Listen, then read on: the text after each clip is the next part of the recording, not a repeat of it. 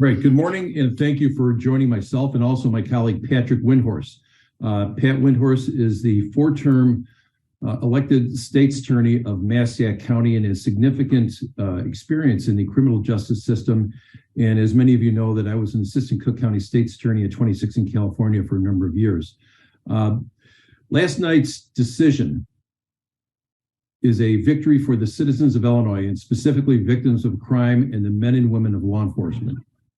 We warned about the consequences of the legislation from the beginning. Now the Illinois Democrats, the governor, the president of the Senate, and the Speaker of the House are feeling the consequences of how they formulated and passed this legislation.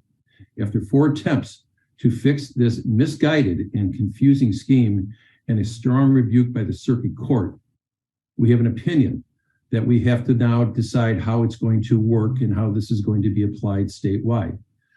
My recommendation is that we have both parties, the prosecutors and also the state, seek a stay of the implementation of the Pretrial Fairness Act section of the Safety Act to the Supreme Court and negotiate in good faith to find a fair and reasonable cash reform bill.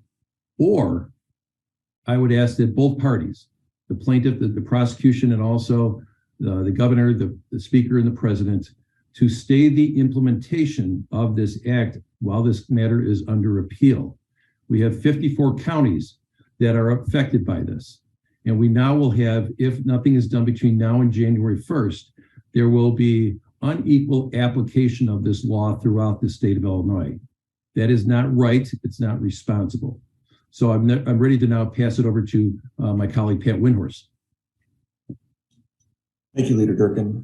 Patrick Windhorst, State Representative of the 118th District, and I also would like to join with the Leader Durkin in applauding last night's decision out of Kankakee County. Last night's decision validated many of the arguments that myself and others have been making over the last 2 years regarding the constitutionality of the Pretrial Fairness Act portion of the Safety Act. I'd also like to thank the bipartisan group of state's attorneys and sheriffs who came together and each filed these lawsuits to bring this effort forward and to make sure that last night's opinion was possible. The court in its ruling made clear the ability for a court to set monetary bail is inherent in the judicial power of the court and is provided by the state constitution. That is something many of you here have heard us discuss over the last 2 years.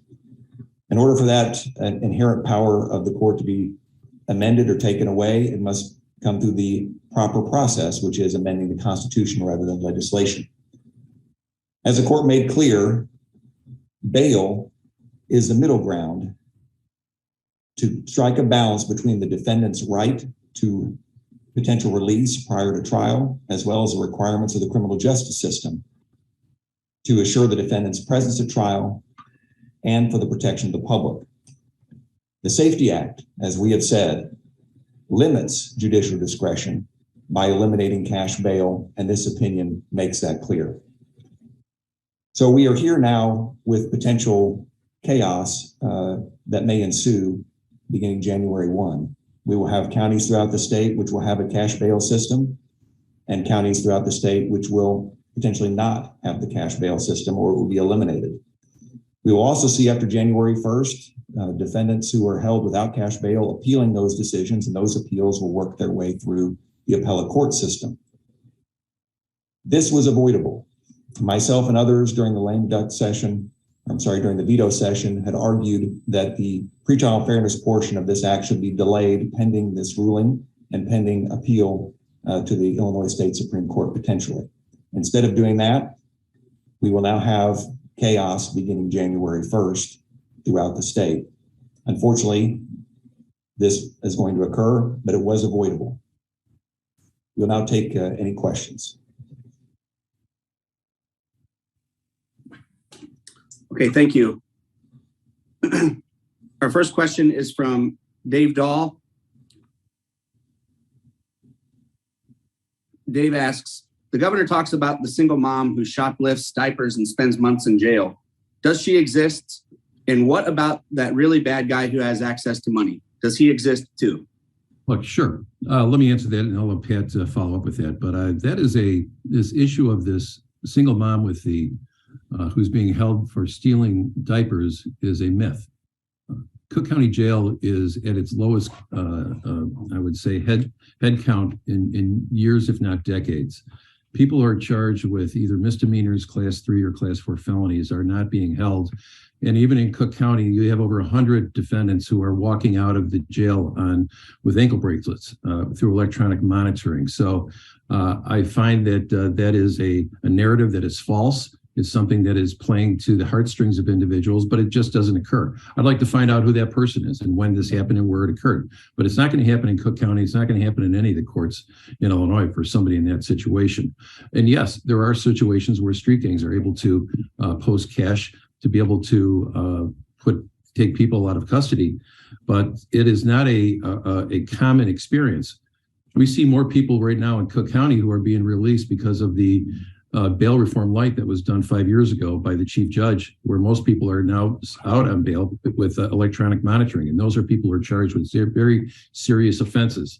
So I will say that this is all propositioned on not on fact or reality of people who are languishing within the county jails waiting trial for minor crimes.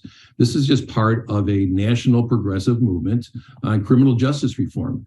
And it doesn't work. And it shouldn't work in Illinois because we have changed the attitudes within the courts over many years, and so have the judges.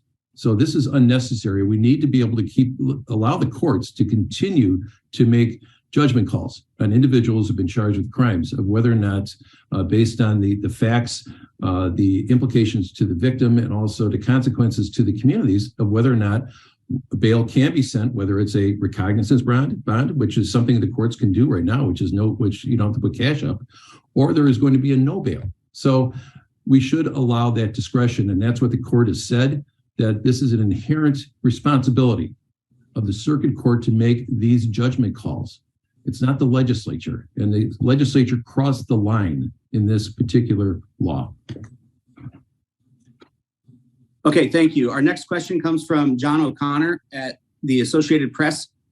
What is the effect now? Is this like the COVID mask case where there was confusion about whether it applied statewide?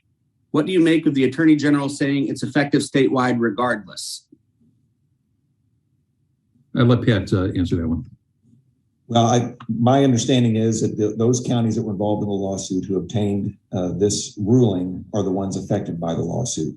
Those counties that are not would still fall under the Safety Act that will go, the full portions of it that will go into effect on January 1st. As Leader Durkin has stated previously, that's why we need the parties to come together to make this statewide, to ask the Supreme Court to make it statewide, and why prior to this date, the legislature should have acted to delay implementation to allow the courts to have a complete ruling. I think it's also just fair to note that the court only took up one portion of the Safety Act, and that's pretrial fairness. Every other aspect of it were not challenged. So those, whether it's the having a trial date set within 90 days or allowing for anonymous complaints, those are all going into effect on January 1st. So maybe the Attorney Generals are referencing that, but it was only one section of this 760-page bill that was dropped on us 2 years ago that has been ruled unconstitutional. Okay, thank you. Our next question comes from WGN. Are there additional changes you will seek, or do you think the cash bail portion of the law needs to be scrapped altogether? I will just say that right now, I would hope that the Democrats have realized that after multiple attempts over the past year and a half to fix problems under the Safety Act and also the Pretrial Fairness Act, and as I said earlier, a very strong rebuke from the Kankakee Circuit Court, it would be in not only the plaintiffs and the defendants' best interest, but also the people of the state of Illinois to begin this process over again, not to have a negotiation between advocates for non-cash bail, but to have actual stakeholders who are going to represent the different people who are involved in the system, whether it's the sheriffs, the state's attorneys.